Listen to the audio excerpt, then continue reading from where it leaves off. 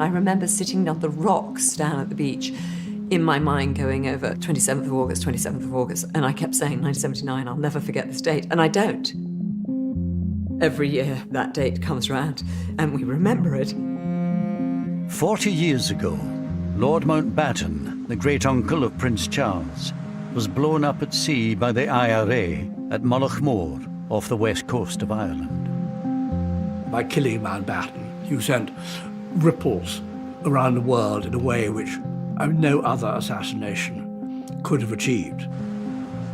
No member of the British royal family had been murdered by terrorists within living memory. At the time, I could not imagine how we would come to terms with the anguish of such a deep loss. 3 others were killed on the boat, including 2 teenage boys. There was a mighty bang, a huge crack like thunder, and I immediately said, Paul is dead. The day was marked not just by the Mountbatten bomb, but by a second IRA attack that killed 18 British soldiers at Warren Point, across the border in Northern Ireland. The IRA couldn't believe their luck. For the nationalist population, we were monsters.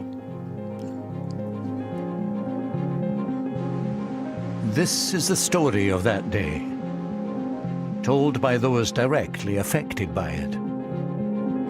It is hard when you see the wounds that never really got sewn up from that day and that tragedy, and that is hard.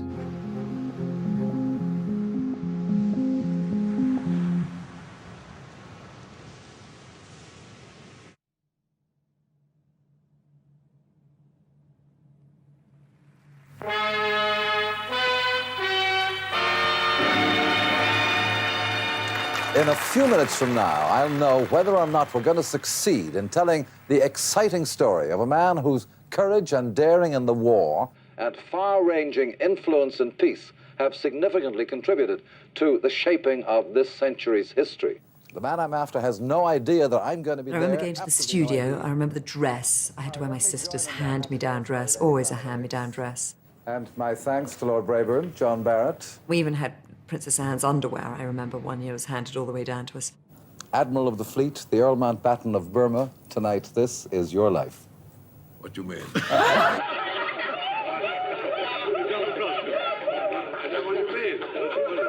here, we have a whole host of surprises for you. Amazing that they managed to pull that off.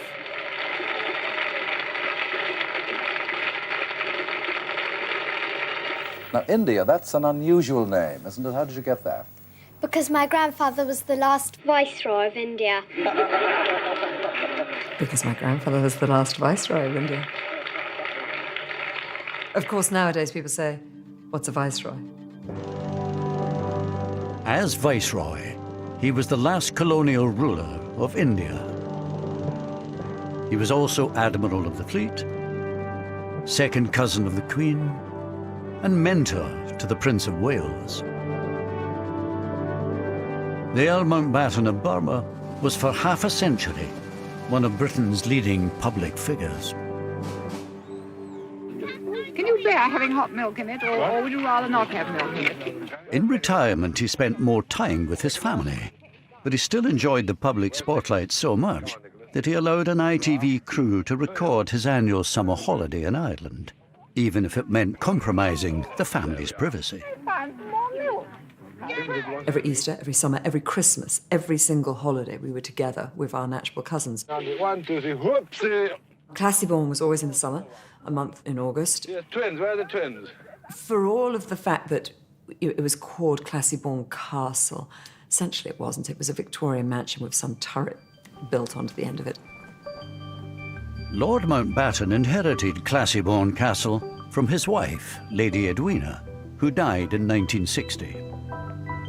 There were so many wonderful traditions.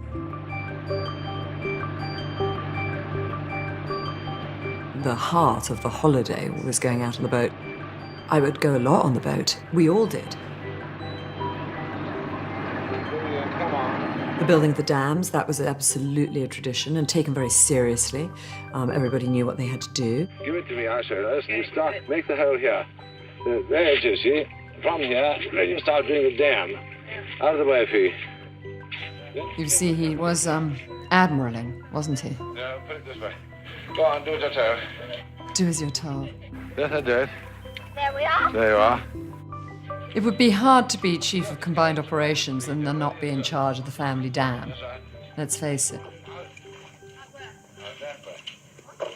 The Mountbattens were generally viewed by the locals as benevolent, well-meaning, helpful people who it was nice to have around. The neighbourhood benefited as a result of their presence. Each summer, the Mountbattens would take up residence at Classiebawn Castle, overlooking the pretty fishing village of Mullaghmore. The family's visits brought a touch of glamour and jobs for the locals. This photograph here was in the dining room of Classiebawn at a dinner. That's just me there. When you look back so many years ago, it's now 40 years, you can always say the memories of them are happy ones. And that's the most important thing of all. Do you remember this mother? Lord Louis gave you this book. Yeah. To Mrs. Barry, with grateful appreciation, Mountbatten of Burma, Classiebawn Castle, August 1978. And it was Barbara Carson's book of useless information. So my mother treasures that very much. I think that's the last thing he gave to her.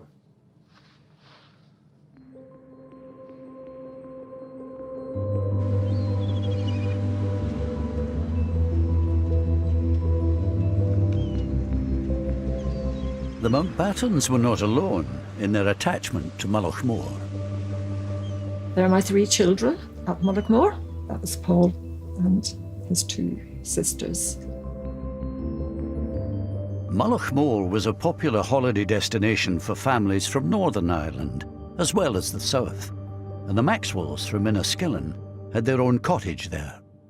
We went down there during the summer holidays for 2 months every year, and the children enjoyed it immensely. I particularly like this one with Paul. That summer, 15-year-old Paul Maxwell landed his dream job looking after Lord Mountbatten's boat, Shadow 5. I think they had a nice relationship.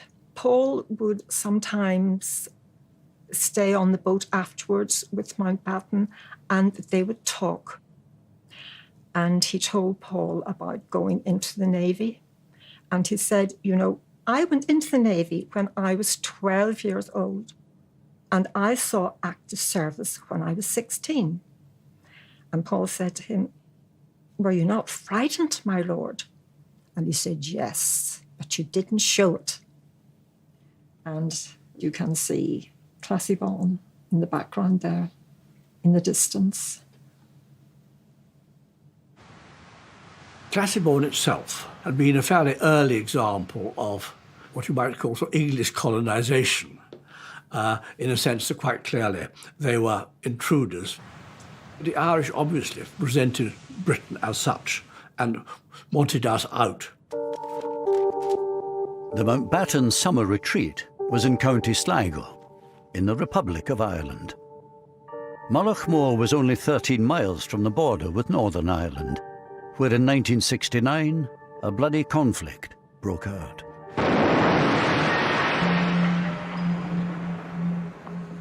Catholics in Northern Ireland resented being treated as what they saw as second-class citizens, and the IRA took up arms against the British state.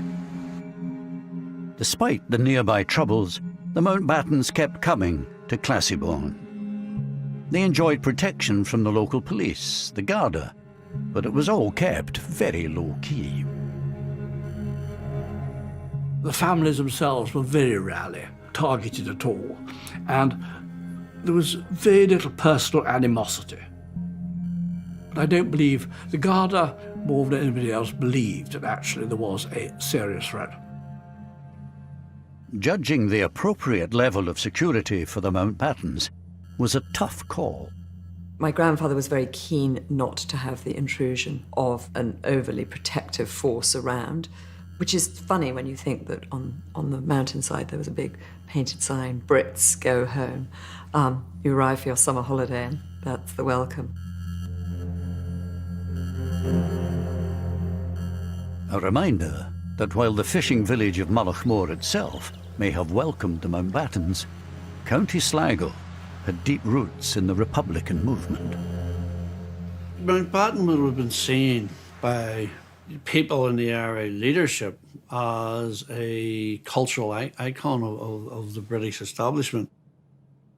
Anthony McIntyre joined the IRA in Belfast in 1973.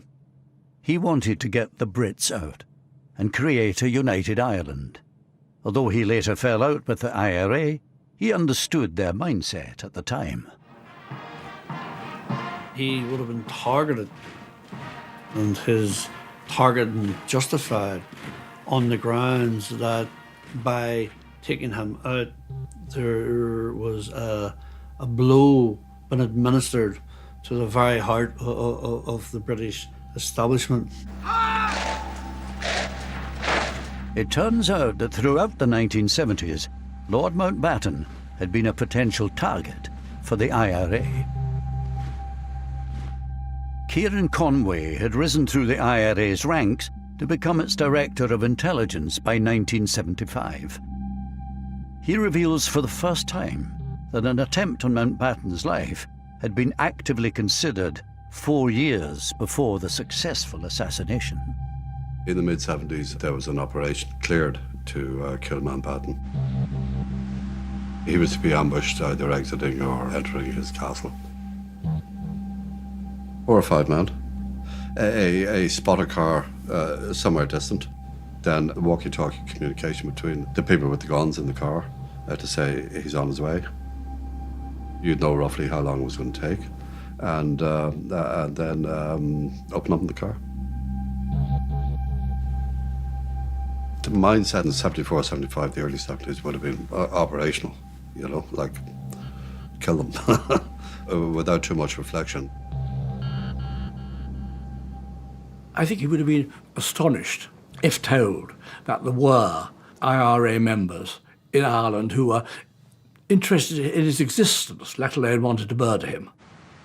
The 1975 plot did not get the go-ahead from the IRA's Army Council, and Kieran Conway temporarily left the IRA later that year.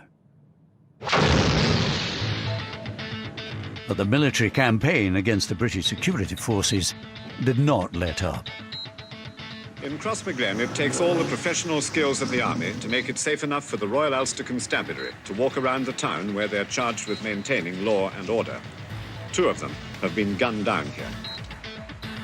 By 1979, the British Army had been in Northern Ireland for 10 years. Around 30,000 troops were lined up against an estimated 500 IRA volunteers. Yet 324 soldiers had already been killed.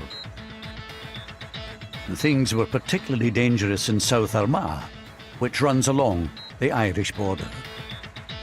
Bombings and shootings. South Armagh had a fairly notorious reputation as being dangerous. More dangerous, perhaps, than any other battalion area. Of course, South Armagh adjoins the Republic, so life on the border was challenging. South Armagh Brigade was beyond belief. Just its ability, their operational efficiency, they were visibly beating the British.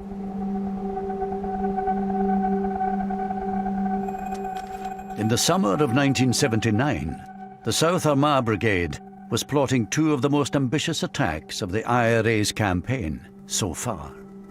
One in Warren Point, the other just south of the border in Mullaghmore. There, during the night of the 26th of August, the IRA planted a remote-controlled 50-pound bomb on Lord Mountbatten's boat, Shadow 5, sitting unguarded in the harbour.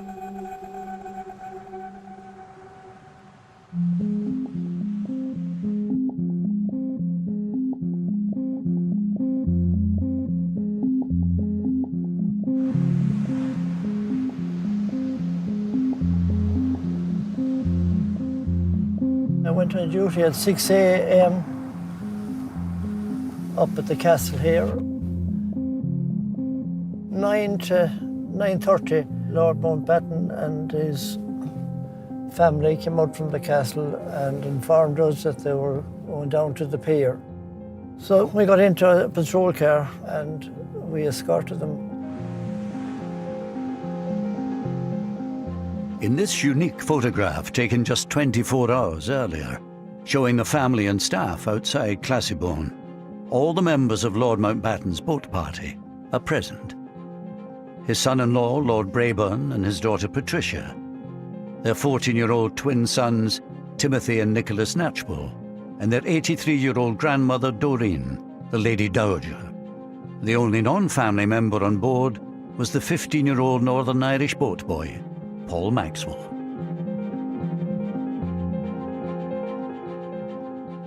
The day itself comes to me in flashes, rather like small explosions. I remember distinctly sitting in the library with my brother. My grandfather and the others had gone out of the boat, and Ash and I were watching on this crackly, fuzzy television screen, Laurel and Hardy. On that day, the 27th of August, 1979, I was sitting on the back patio with Paul's father and Aunt Lisa.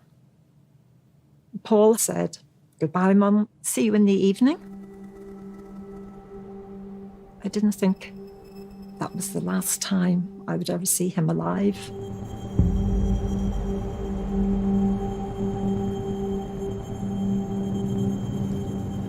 Beautiful morning it was, sun was shining. They left Mullaghmore Pier and travelled out to where they had some lobster pots.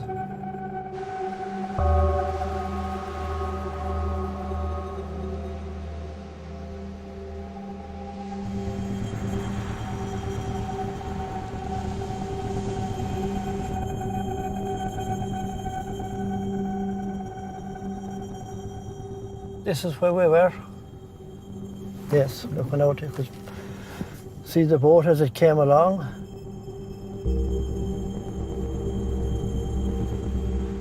Dennis Devlin was a 15-year-old whose family came to Mullaghmore every summer. Their caravan was parked just off the coastal road. I seen his boat and I recognised it. There's a green with a white cab and I just recognised it was his boat. As they come in, I could hear them talking among themselves. As the boat pulled up, I remember the young fella over the side of the boat pulling in the lobster pot and slowly pulled it in. The boat had turned round towards me and I was just watching it and I knew it was Lord Mountbatten's boat. The next thing, everything was spewing up into the air. Everything just rose up and I knew it was an explosion. Suddenly there was a flash of light and a loud bang. And you could see the boat had just disintegrated. It was obvious that a bomb had gone off. There was a mighty bang, a huge crack like thunder. And I immediately said, "Paul is dead." And I knew he was dead because I felt a part of me go.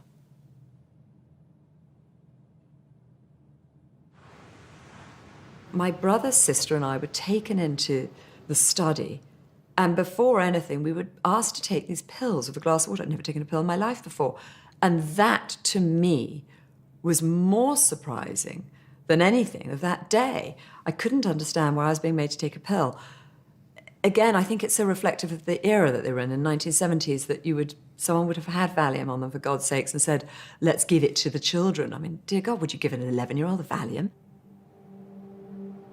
I, for some reason, left the castle and ran down to the beach, which wasn't helpful at all, and incredibly inconsiderate of me now I look back. I remember sitting on the rocks down at the beach, in my mind going over 27th of August, and I kept saying 1979, I'll never forget this date, and I don't. every year that date comes round, and we remember it. And it was just such an incredibly beautiful day. And on the rocks, this incredible view. And yet, destruction. I'm so sorry, I don't normally get upset.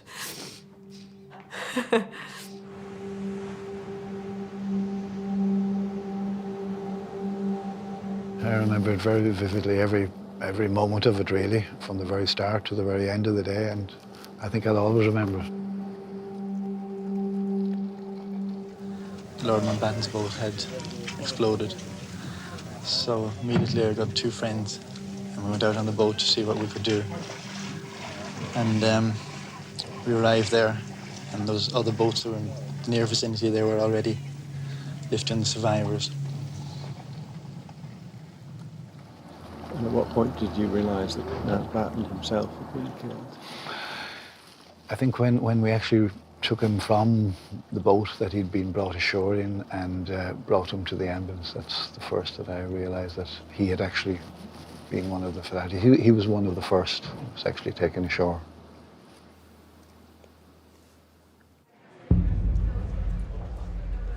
It was a perfectly ordinary day, that August bank holiday. I was helping to put together the lunchtime bulletin for Radio Ulster. Nicholas Witchell was a trainee reporter at the time in the BBC newsroom in Belfast. We received a tip-off from somebody we knew suggesting that there had been an explosion reported at Mullaghmore in the Republic of Ireland. I do remember forming the words on my pad, Mountbatten dead. By now, all but one of the bodies of the boat party had been recovered. Lord Mountbatten and Paul Maxwell had been killed instantly. The 83-year-old dowager fatally injured. The parents of the twins were also seriously wounded, as was 14-year-old Timothy. His twin brother Nicholas was still missing.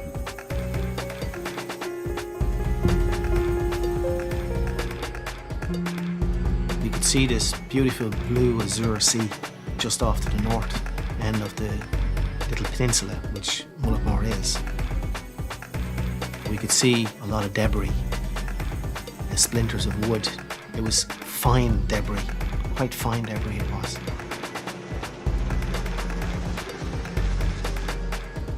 I was winched from the rescue helicopter. I was placed into the water beside what looked like the bubble of an anorak. I placed my hand and pulled it, and it didn't yield very easily, and I pulled it a second time, and it was then the head come up with the jacket as I pulled, and I realised it was a child. Imagine what those thick Aran sweaters must have felt like, clogged with oil and water, being lifted out of the ocean. And how long had Nick been floating in the water? It was the first child that I handled in death. It came as a terrible shock to me, I can tell you, but I'm in rescue mode. I need to get him out of that water. I need to give him over to his family. 14-year-old Nicholas Knatchbull's body was returned to Mullaghmore Harbour. It's the last photograph we have of Paul. That's Paul. And that is Nicky and Timmy. So one boy survived and the other two were killed. He survived because he was up on the roof. Mountbatten was in the middle between Paul and Nicky. And so they got full blast.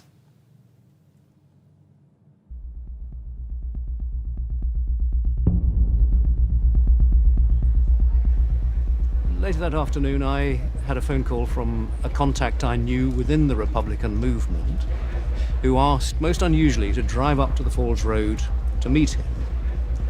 Opened the door, he got into the car, sat down beside me, we drove on. Then he reached into his mouth, like that, and drew out a small scrap of paper which was wrapped up in cling film, unwrapped it, and this was a telex message which contained the IRA claim of responsibility for, as they put it, the execution of Lord Mountbatten.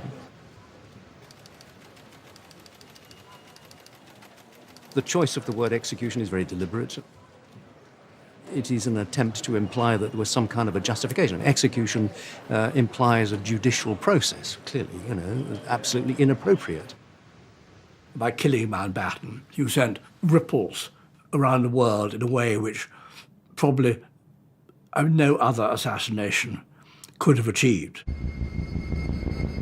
While people were still reeling from the news that a member of the royal family had been killed at Mullaghmore, the IRA's operations that day were not yet over.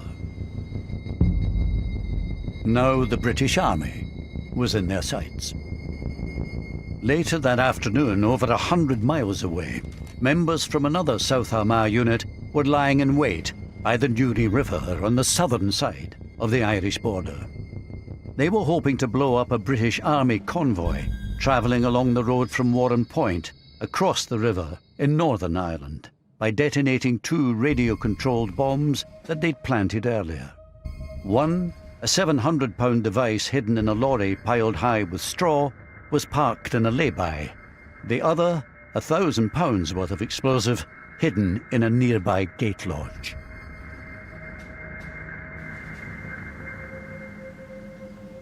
Travelling down, I remember messing about with a car behind us. Tom Cochey was a local boy from Newtonards who had joined the parachute regiment at 18, as his father had before him. That day, he was a passenger in the lead vehicle of the 2-truck convoy. We had a packed lunch and we had oranges and we made little teeth out of the orange, and there was a car with a lady and kids in it. And we were smiling at them, that type of banter.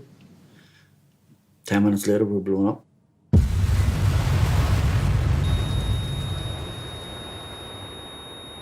Not a bang, just a rumble.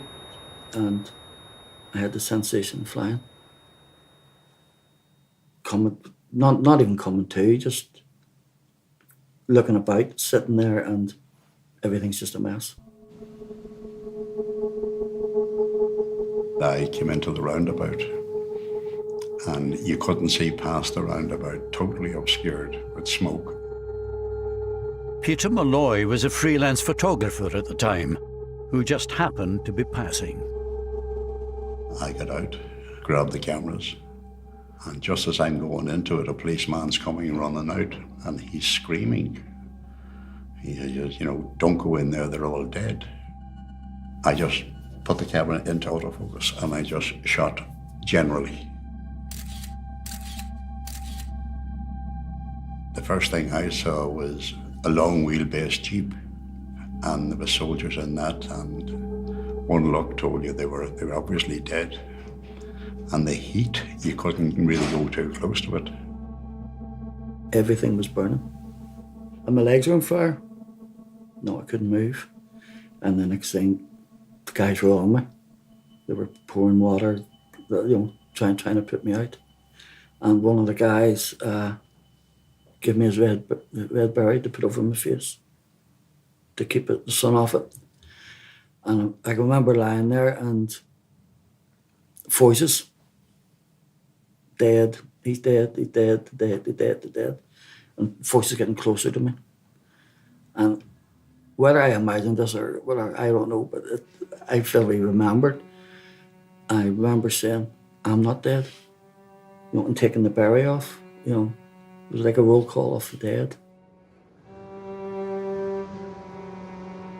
7 of the 9 paras travelling in the first truck had been killed. Tom Cochey, along with his friend Paul Burns, were the only survivors. But the carnage didn't end there. A very fine English voice shouted, there could be a second bomb. Take hard cover. And they all went over towards the gate lodge. Across the river, the IRA bombers were lying in wait ready to detonate the second bomb. They'd predicted correctly where the surviving British troops were likely to regroup. I remember getting put in that chopper and Paul Burns being put in. I remember looking at his face and it was like something out of Tom and Jerry. When the cigar goes off in your mouth and your face is black. And with all little, he was like a straw man, little bits of straw stuck in his face. And then, boof, bang it goes again. Boom.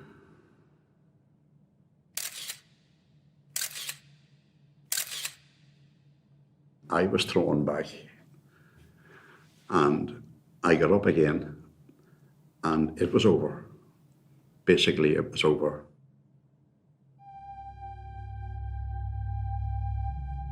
The 27th of August had started badly for Mike Jackson.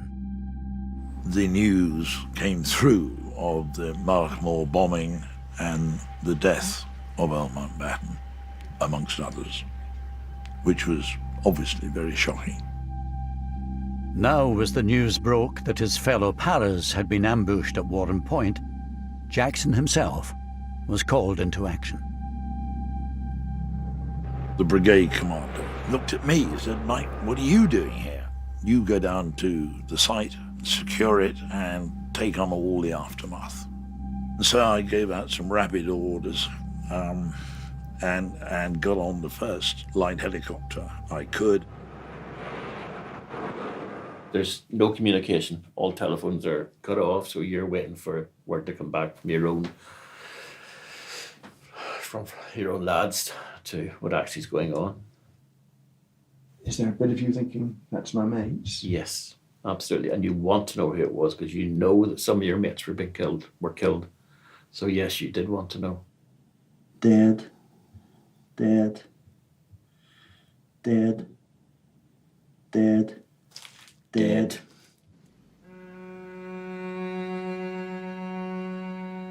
A further 11 British soldiers had been killed in the second explosion.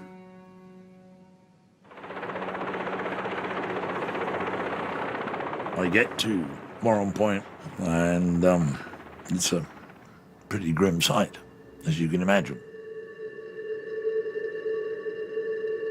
There were body parts pretty much everywhere, and the trees were everywhere. And those who had survived were in shock.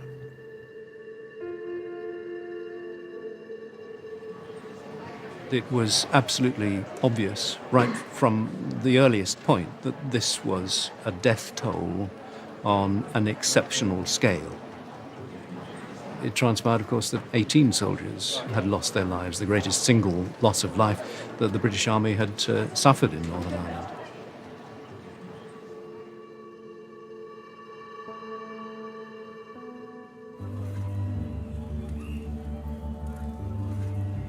Theirs were not the only lives lost that afternoon at Warren Point.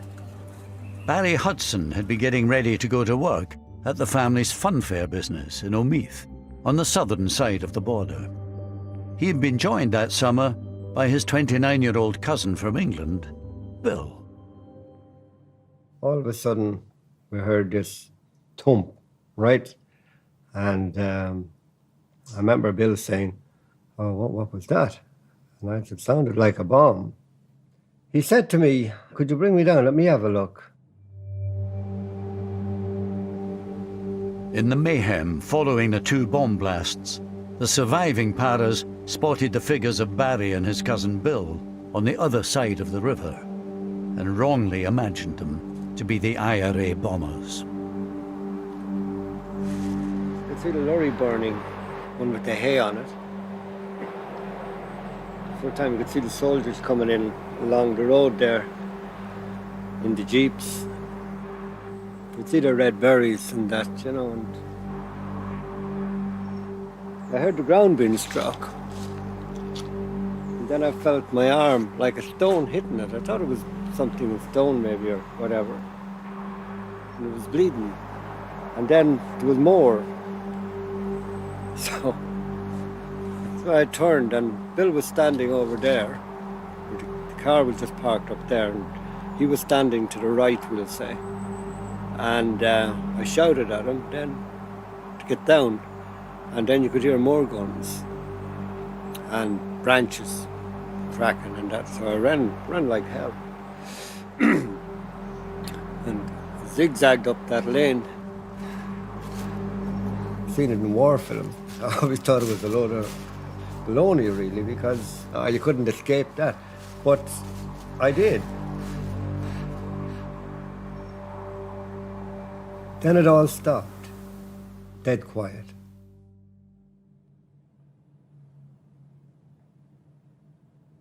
So after about a minute or two, I thought my cousin should be coming up now. I just thought he'd get up and come back up. I looked around the corner and I seen him lying on his back and blood, a lot of blood. And I ran down to the car. I knew when I seen him, it's nothing anyone can do for him. The lad that pulled the trigger, I'm sure he was shell-shocked. Didn't enter his head for one instant, not to pull that trigger. And I think that we would all have done the exact same thing in that situation. It was left to Barry to report the tragic news to Bill's father. Ironically, Bill Sr. worked in Buckingham Palace as one of the Queen's coachmen. I said, "Oh, terrible news, Uncle." I said, "Bill's dead." "Oh, dead? Huh? What happened? How'd he dead?" And I said, "He got shot." I said, "How'd he get shot?" Terrible. Terrible. Just one of the worst moments of my life, actually. Something I wouldn't want anyone to have to do.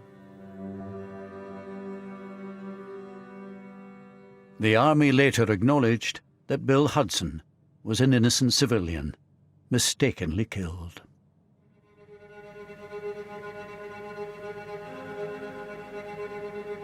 This multiple killing, the worst the security forces have ever suffered in Northern Ireland, coming as it does after the Mountbatten tragedy, must serve to only further heighten tensions in Northern Ireland.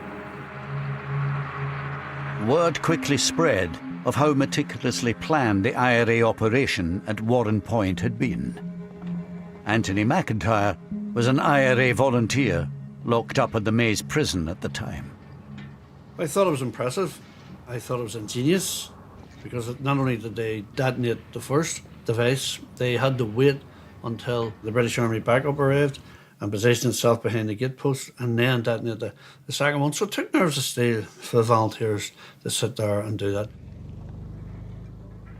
It was absolutely militarily fantastic. Brilliant. I don't want to say the word fantastic, but, But the big bonus that they had, that they didn't normally have, was they were in a different country. They had no need to run away. Yeah, they were in the south. They were in the south. And that's why they could take their time. You take advantage when you can, and they did.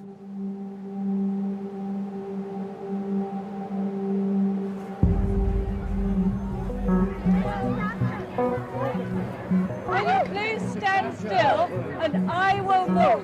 The attacks on Lord Mountbatten and the British soldiers made a deep impression on Mrs. Thatcher, who had been Prime Minister for only 4 months. Within 36 hours, she landed in Northern Ireland on an unscheduled visit to investigate what had happened and to offer reassurance.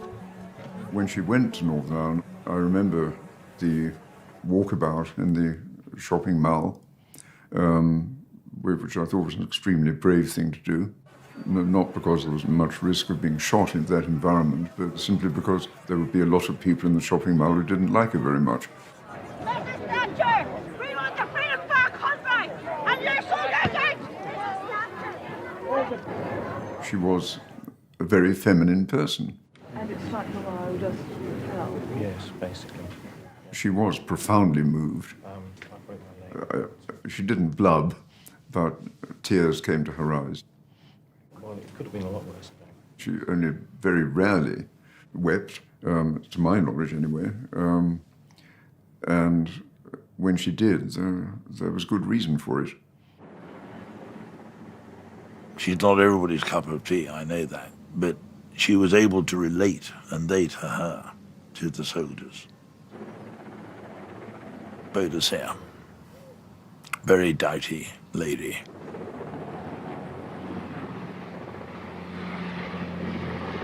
I think in terms of significance for Margaret Thatcher, knowing as we do what we do about her personality, I'm sure that it actually made her even more determined to resist.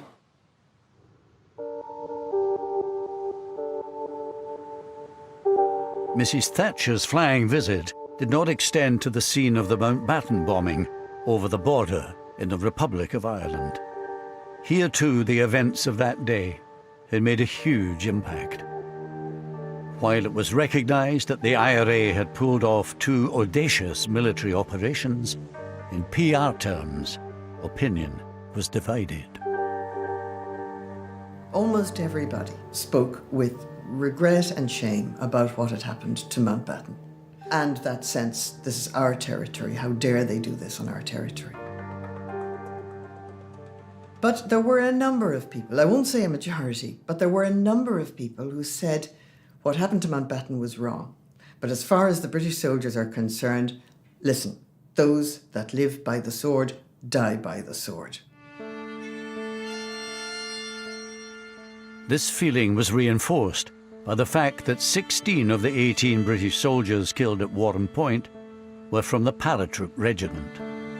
The Paras were deeply unpopular on both sides of the Irish border, thanks to an infamous incident that had taken place 7 years earlier. There is no other single incident in Northern Ireland that unites nationalists of all colour, north and south, like Bloody Sunday does. Because to us it was the deliberate killing of peaceful protesters on a march in Derry. 13 civil rights protesters were killed on what came to be known as Bloody Sunday. Here was the British Army turning its guns on the people it called its own citizens.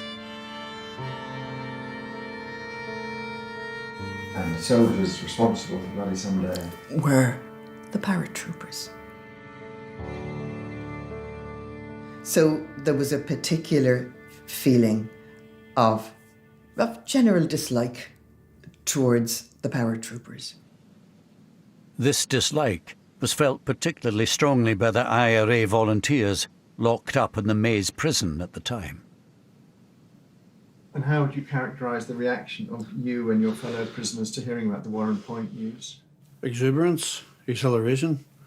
All the Christmases had come at once and come early. The IRA couldn't believe their luck. For the nationalist population, we were monsters. We were quite ruthless, quite callous, quite indifferent to the suffering of the relatives, and found the parachute regiment absolutely anathema. They were celebrating, and of course they were. You know, they had a good day. And doubly good in the sense, you know, with the memory of, for them, the memory of Bloody Sunday. Yeah, of course, yeah. Yeah, what's where the old saying come out, you know, 13 dead, not forgotten. We got 18 on Mountbatten. There's a quote for you. Very good.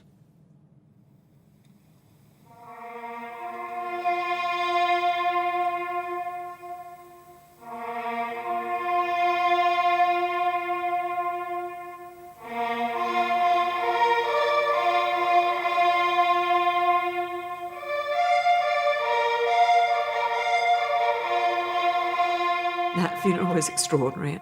I think my grandfather had masterminded every moment of it, understandably, and it ran to perfection. The whole family of Europe seems to be here. Lord Mountbatten's state funeral, the largest of its kind since Winston Churchill's, provided a vivid reminder of the personal nature of the blow dealt to the royal family.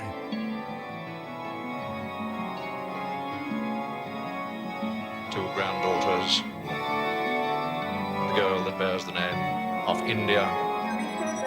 We know my grandfather's murder was a complete shock and very devastating to the Prince of Wales because he fulfilled a role, and that role was then taken away. So I think he probably felt that more than most, the loss of my grandfather's murder, and in such a brutal way. The murder horrified him and, in a way, marked him for life.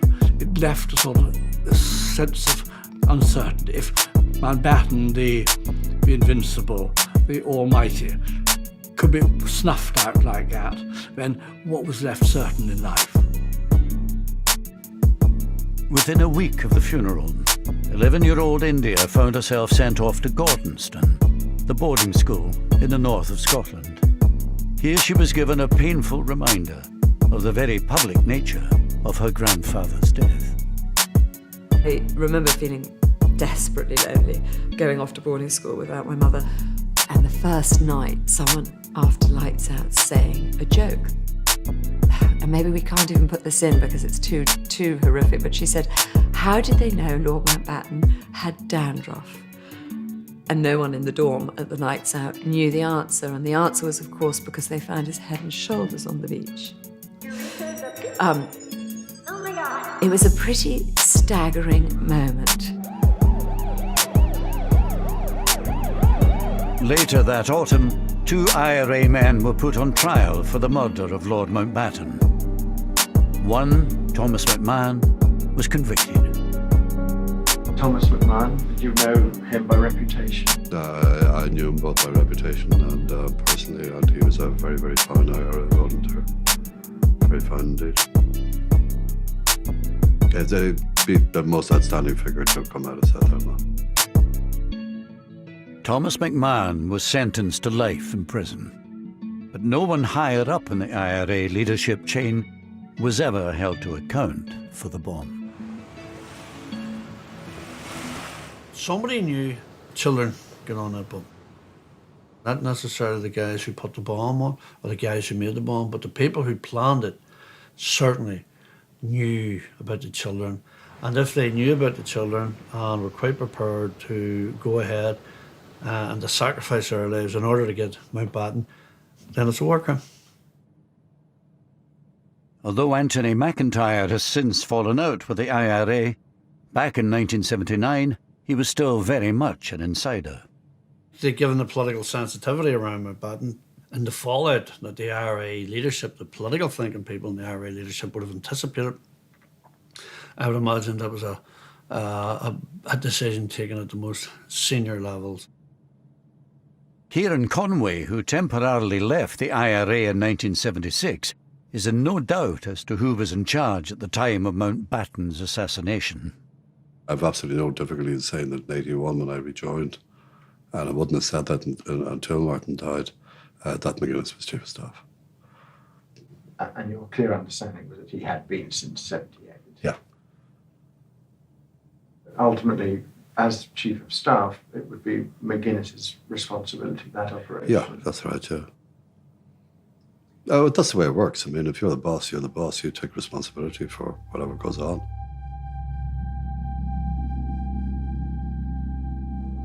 Meanwhile, no one was ever put on trial for the bombs at Warren Point, let alone convicted, despite the arrest on the day itself of 2 IRA suspects near the scene of the carnage.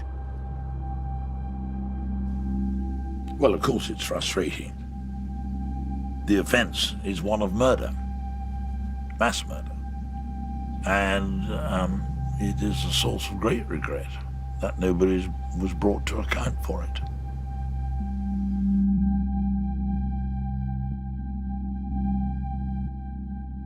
In these past few days, the irresistible force, the political will, has met the immovable object, the legacy of the past, and it has actually moved it. It took another 20 years after the Mountbatten and Warrenpoint killings, but peace was finally established in Northern Ireland by the British and Irish governments at the Good Friday Agreement in 1998. This agreement is good for the people of Ireland, North and South. As part of the peace process, the IRA's prisoners were released, including Thomas McMahon, the sole IRA member convicted of the killings.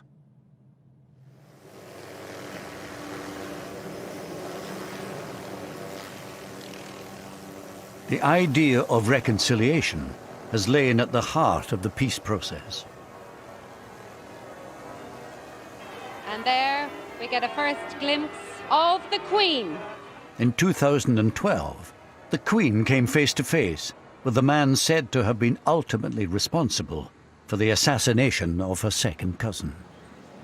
You really did have to just pinch yourself and think, can this actually be happening? That the head of state of the United Kingdom and the man who, without doubt, was one of the leaders of the military, the offensive side of the Republican movement, who may well have had a hand in planning Malachmore or certainly signing off on it, that they were standing together was remarkable. The symbolic strength of that shaking of hands was enormous. It was one of the most powerful things that she could do. And she did it even though personally it may have cost her something. But it was terribly important that that was done. Only she could do it, and she did it.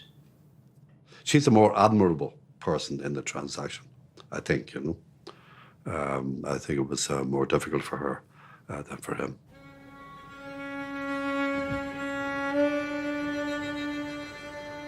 Like mother, like son.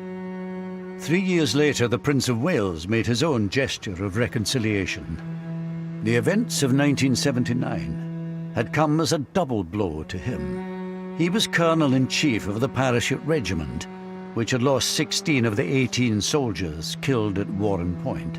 And at Malachmore, he'd also lost a mentor who meant so much to him. At the time, I could not imagine how we would come to terms with the anguish of such a deep loss, since for me, Lord Mountbatten represented the grandfather I never had.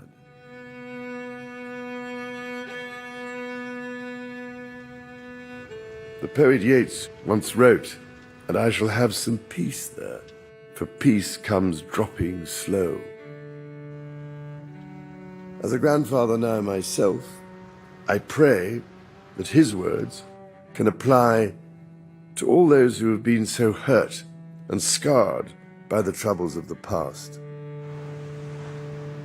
Problem with peace is you have to keep working at it. It's not a passive thing. It is always going to be a continuing responsibility on all of us in these islands to make sure that the conditions in Northern Ireland do not encourage the breakout again of sectarian tensions. We do not want to go back to that. So it's not a matter of peace coming dropping slow. Peace has to be worked at damn hard. 2 years ago, Martin McGuinness, the man widely believed to have been the IRA Chief of Staff at the time of the bombings, died. According to Buckingham Palace, the Queen sent a private letter of condolence to his widow.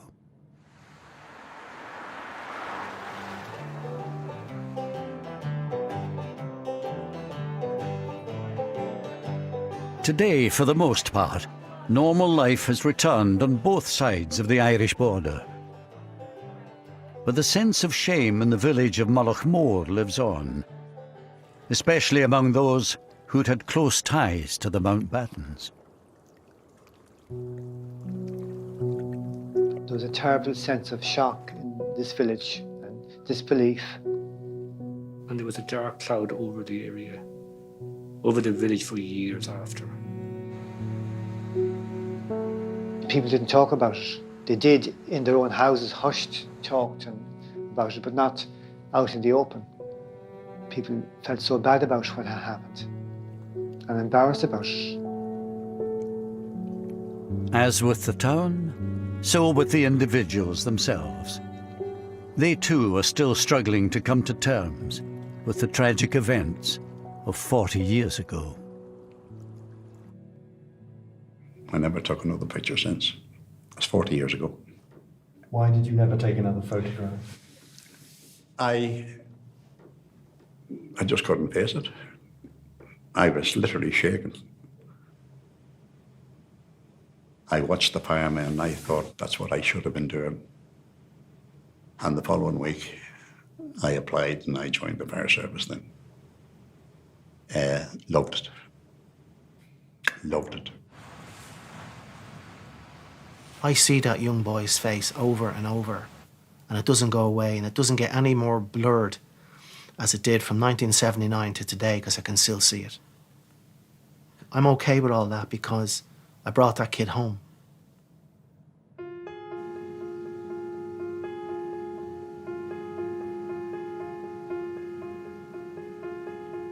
That's 40 years ago now.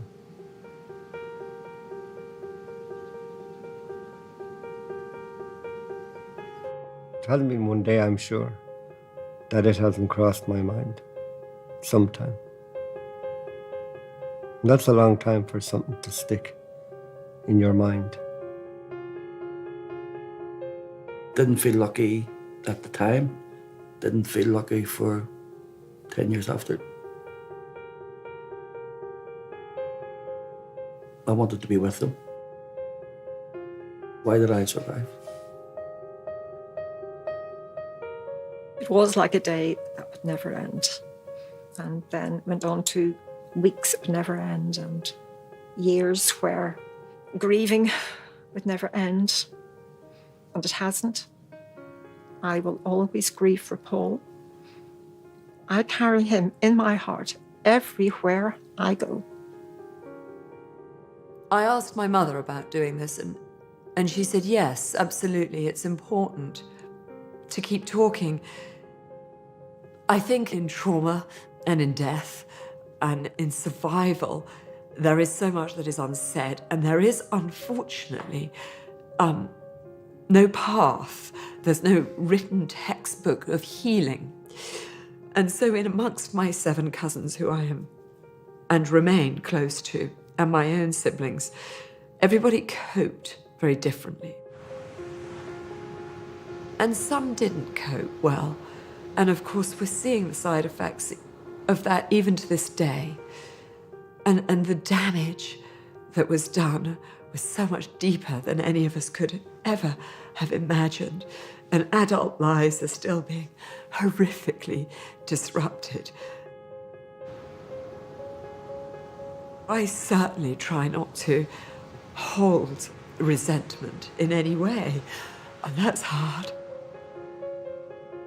But forgiveness, I think, is important. One has to move on.